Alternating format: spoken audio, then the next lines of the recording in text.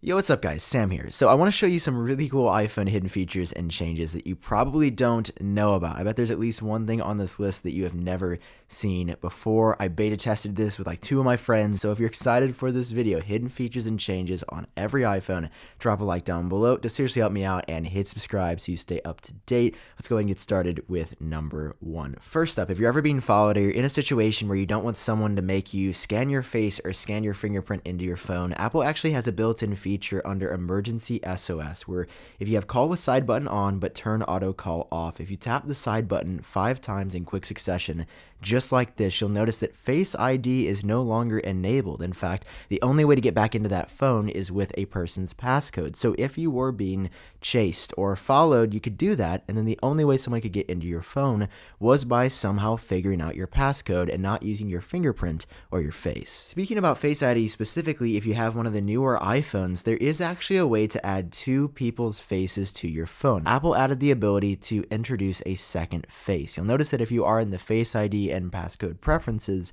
there's an option right here that says add alternate appearance, but you can actually scan your partner's face or boyfriend, girlfriend, best friend, anyone else's face as a second identity and have your phone unlocked that way as well. So it doesn't look like it would work this way, but it does. When you swipe down on the home screen like this, you get into the Spotlight search interface, which is a feature that I think a lot of people don't use to its full extent. Yes, you can search for apps easily. Yes, you can tap on apps. You can even search for contacts and the like. But did you know you can also do math and track flights in here? Yeah, math, multiplication, subtraction, division, even multiplication. You can do all of that on the fly here in Spotlight Search without even having to launch the calculator app. And I have a cool tip for that coming up very shortly.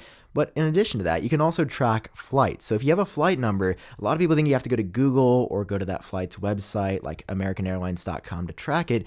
No, you can just type in that flight identifier, and right here on your home screen in Spotlight Search, you can see exactly where a plane is, when it's departed, where it's going, if it's on time. And speaking of planes, this one's even cooler. Look above you. There might be a plane in the sky right now. If you ask Siri what plane is above me, Siri will actually give you a list of all the planes. Sometimes I look up and just ask myself, I wonder where that plane is headed. And with Siri, you can do that, and you'll see some results for exactly what planes are above you, what brand, the model identifiers, and what they're up to, which is kind of creepy, but also kind of cool. Next up, inside of the Photos app, there is a way to hide photos, but not in the sense that they are completely confidential or private. Essentially, this new feature where if you tap on a photo, not even new, this has actually been around for a while, and then tap on the share icon, and then tap on hide, it will remove them from every instance of your photo library, any albums, and put them in only one spot. At the very bottom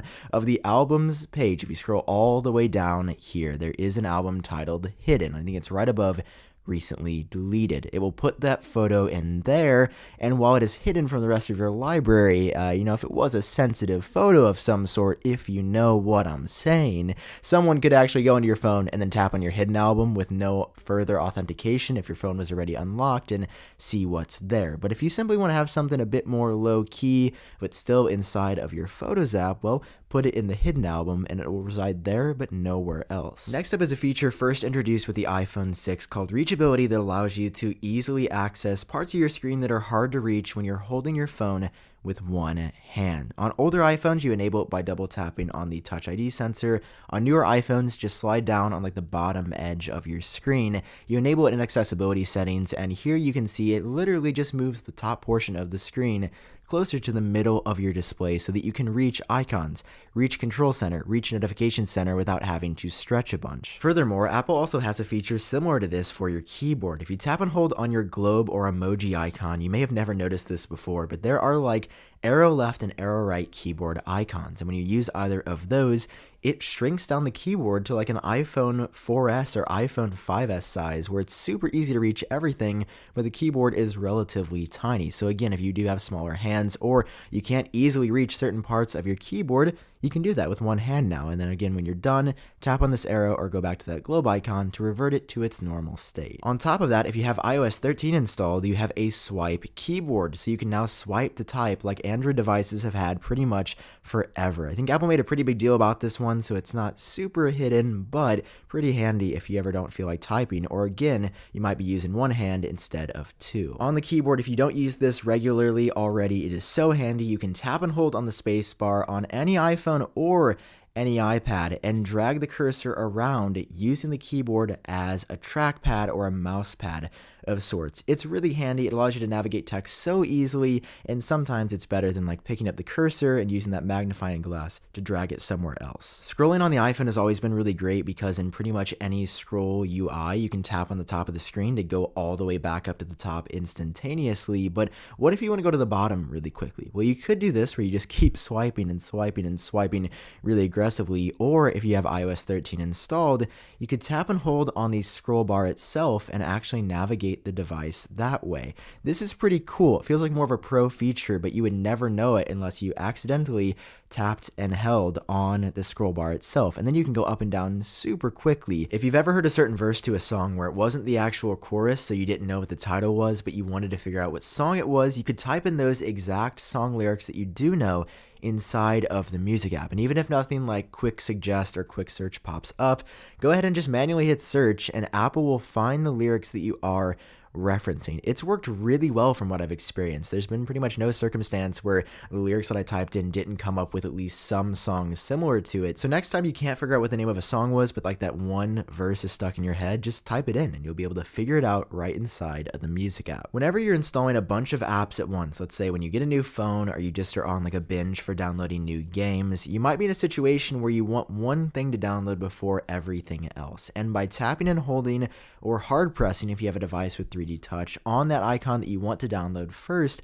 you'll notice a really cool option called Prioritize Download, where Apple will shift all the bandwidth towards downloading that one app first prior to downloading anything else. I found this especially handy when I'm on a slow cellular or Wi-Fi signal where it would take forever to get to the social media app or the game that I really want, so I'll just prioritize that download and start getting involved with it instantly. Now I know in the Photos app I showed you how to hide photos but not actually lock them, but the same is not true with Notes. You can completely lock Notes down with a passcode or Touch ID or Face ID. And here's how you do that. You can type in your super secret note, tap and hold on that note, or again 3D Touch if you have that functionality, and here you'll see an option that says lock. When you tap on that, you'll have to actually enter a specific passcode for what you want that entry into the note to be, and then you do have the option to use Touch ID or Face ID, but you don't have to. When you've done that, go out of the app, close it, go back in. You'll notice that not anybody can get to that note and it shows a lock icon. So next time you've got something really personal that you don't want anybody else to see, you can lock it down on your iPhone, passcode protect your iPhone,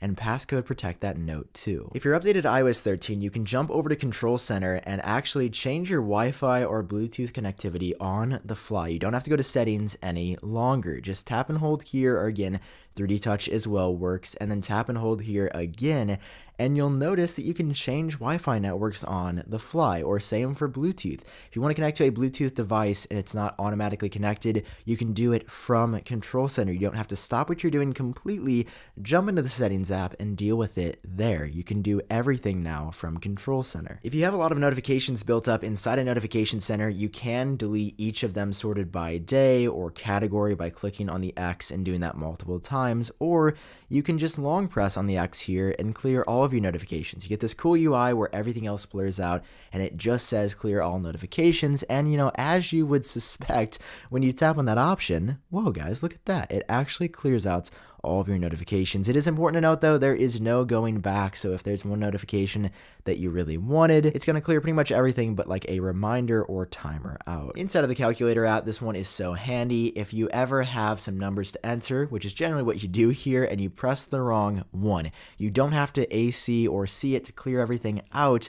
You can actually just backspace by swiping left or right to left on the black area right up here, and then enter the proper number that you initially meant to input. This is so handy.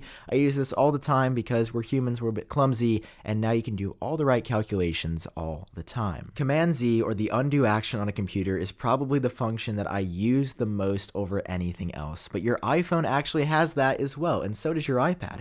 You could shake your phone to do it like that, and yes, literally shaking your phone when you've deleted a string of text or removed something that you didn't mean to remove will allow you to undo it, which just looks a bit archaic. But if you don't want to look a bit out there just waving your phone in the air, you can now in iOS 13 take 3 fingers and swipe left or 3 fingers and swipe right to undo or redo respectively. You can also double tap with 3 fingers twice to bring up the undo, redo, copy paste UI, but I really don't find myself using it that often. Just know that shaking or swiping left with 3 fingers will allow you to undo that thing that you just did. Let me know what your favorite feature or change was down below in the comment section, and of course drop a like or subscribe if you enjoyed the video and you want to see more videos like this in the future. I had a lot of fun working on this one. Thank you guys so much for watching, and I hope you're able to use your iPhone a bit better than you were before you watched this video. That's all for now. I've been Sam, and I'll catch all of you in my next video.